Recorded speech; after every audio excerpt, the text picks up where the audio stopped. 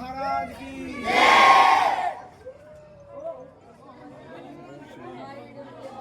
अरे बोल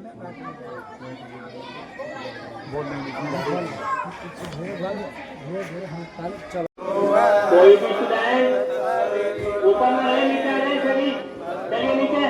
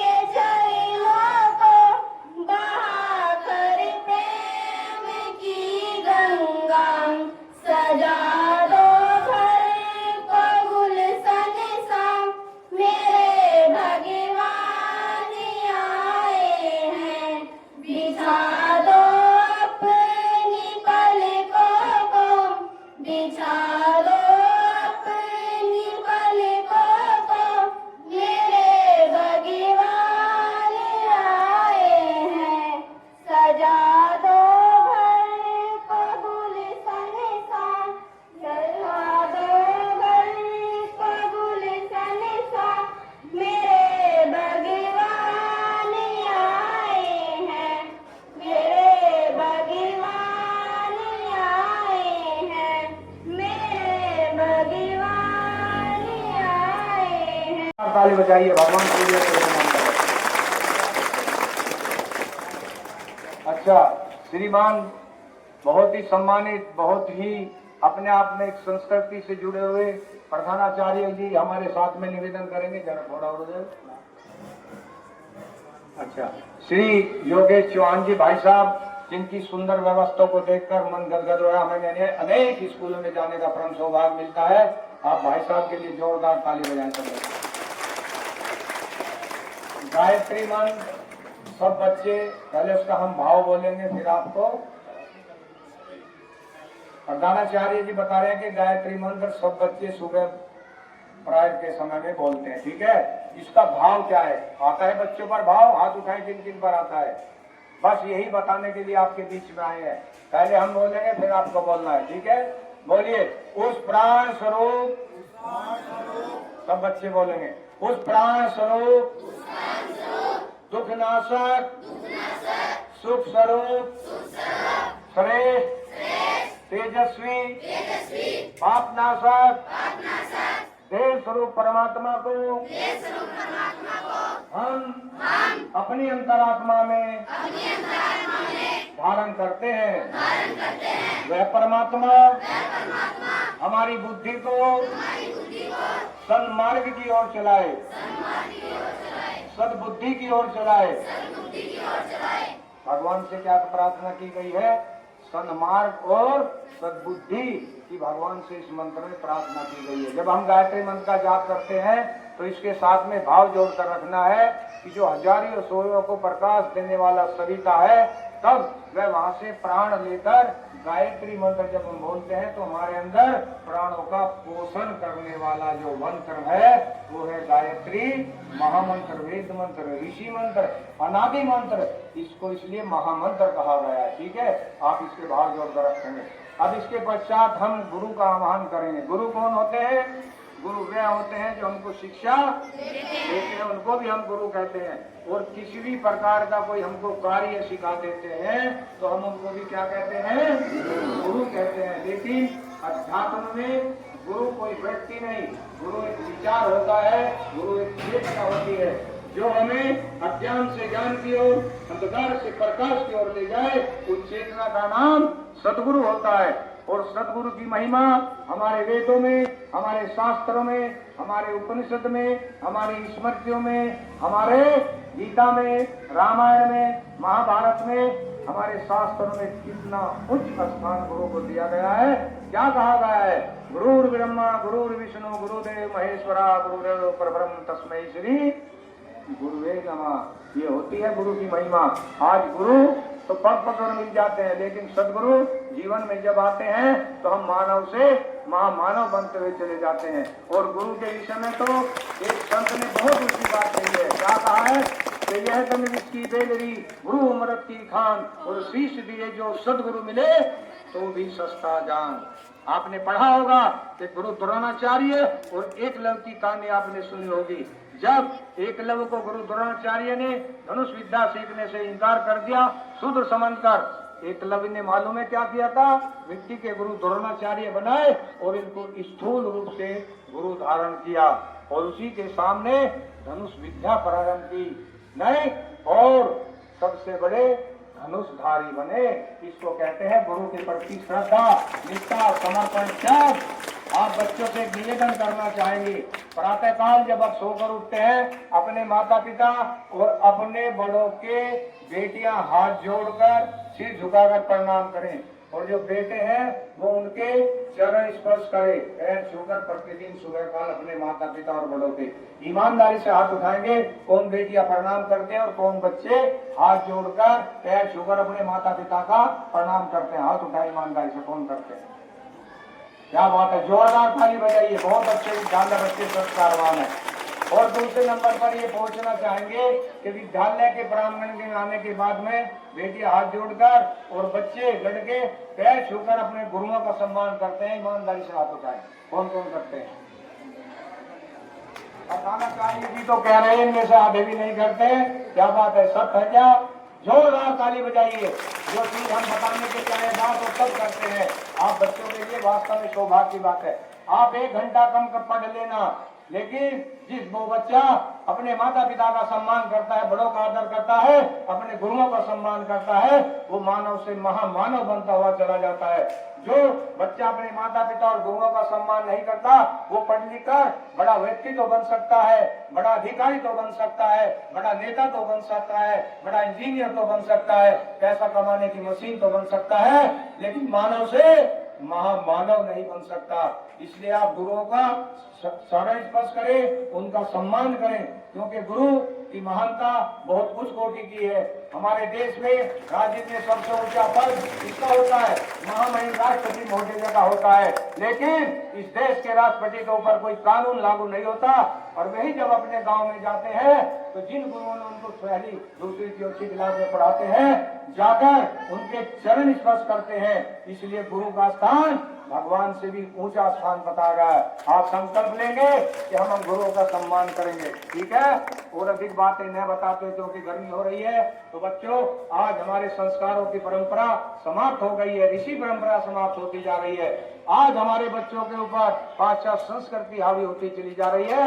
आज हमारे बच्चे अपनी संस्कृति को भूलकर पाश्चात्य संस्कृति की तरफ बढ़ रहे हैं, और उसका एक मूल कारण है, क्या जानते हैं आप? पहचानते हैं या क्या है? क्या है ये मोबाइल नहीं है, हम इसको रावण कहते हैं। रावण, पहले रावण कितने थे?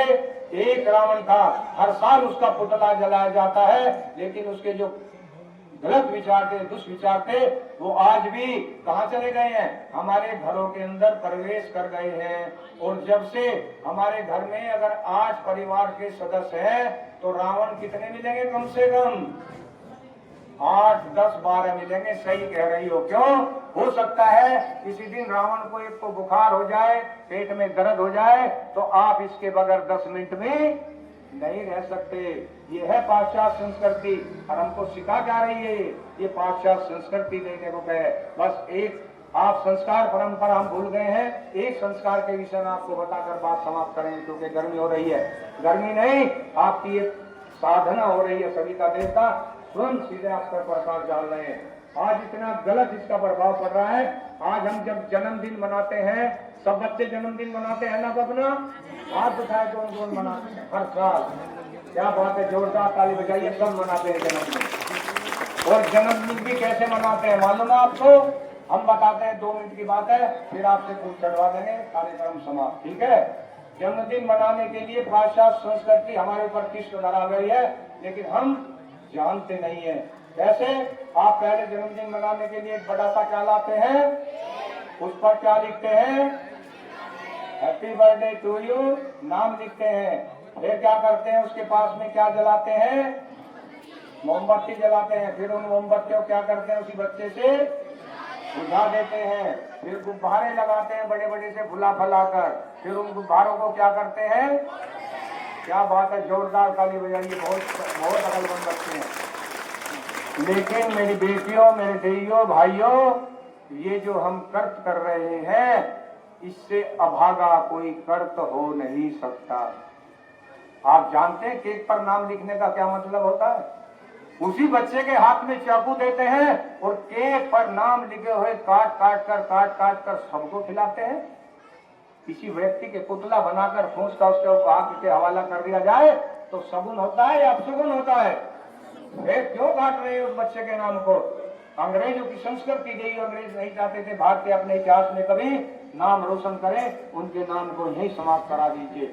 और मोमबत्ती इसलिए बुझवाते थे कि भारतीयों के जीवन में कभी भी प्रकाश न आने पाए, ज्ञान न आने पाए, इसलिए वो मोमबत्ती बुझवा देते थे। जब हम घर में दीपक जलाते हैं, क्या जलाने के बाद में उसको बुझो देते हैं? क्या उसको जलाते हैं बराबर।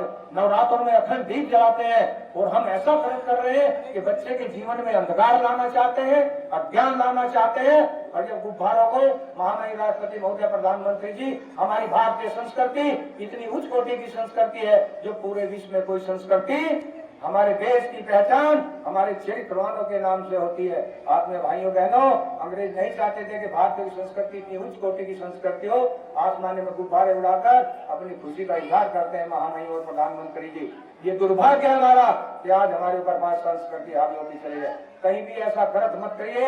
ऐसा जन्मदिन नहीं मनाना। क्या करना है? जिस बच्चे का मान लीजिए 10 साल का हो गया है, 10 साल के 10 दीपक बनाइए, एक 11वें साल का बड़ा दीपक जलाइए और पूरे परिवार को बैठाइए। बच्चे को कलावा तिलक करिए, आप केक लाइए, हम मना नहीं करते हैं, लेकिन उस पर हैप्पी बर्थडे और नाम नहीं लिखना है। चक्कू से नहीं काटना है, पलटे से, चम्मच से काटकर सबको प्रसाद खिलाइए। आप दीपक जलाइए, चाहे मोमबत्ती जलाइए, आपको बुझाइए मत। आप गुब्बारे लगाइए, उन गुब्बारों को बिल्कुल नहीं फोड़ना है। कैसे करेंगे? बच्चे को बैठा लीजिए, पूरे परिवार को बैठाइए, बच्चे को कलावा तिलक करिए और 24 बार गायत्री महामंत्र की आहुति देकर बच्चे के उज्ज्वल भविष्य की कामना करते हुए, जीवन मंगल की कामना करते जब आप करेंगे, आप देख लेना 3 साल का जन्म मनाते ही वह बच्चा संस्कारवान हो जाएगा, घर में सुख शांति आ जाएगी। बस आपको थोड़ा सा सुख का पूजन करना है। सबके ऊपर परिचय कर दीजिए, सब चंदन लगा रहे हैं भाई। ओम सर्वावस्थान गतोऽपि वा जय स्मृत पुंडरीकाक्षं सर्वाया मंत्रा शुचि।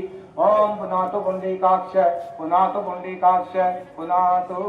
ओम चंदनस्य महत्पुण्यम पवित्रम पापनाशनम आपदाम हरते नित्यम लक्ष्मी तिष्ठति सर्वदा।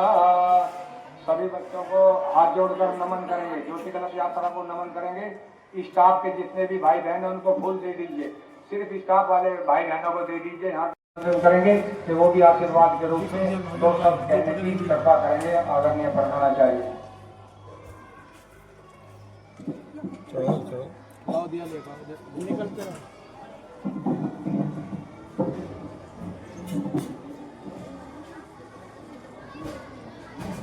साइड में हो जाओ।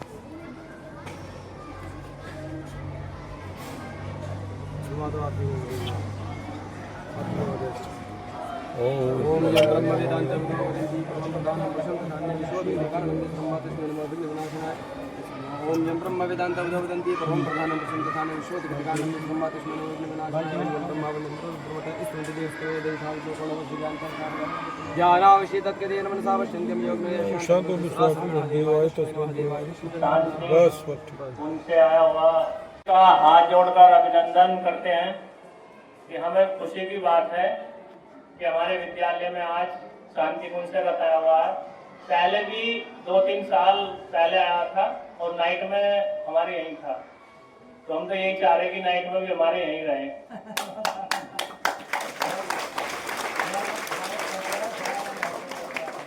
इससे बड़ी खुशी की और क्या बात हो सकती है हमारे लिए कि हम तो यही चाह रहे हैं। 10 साल मिले नहीं थे, सूचना मिली थी, तो हम ये चाह रहे हैं कि हमारे यहीं आज की नाइट हमारे यहीं हो, और बस यही है आशीर्वाद।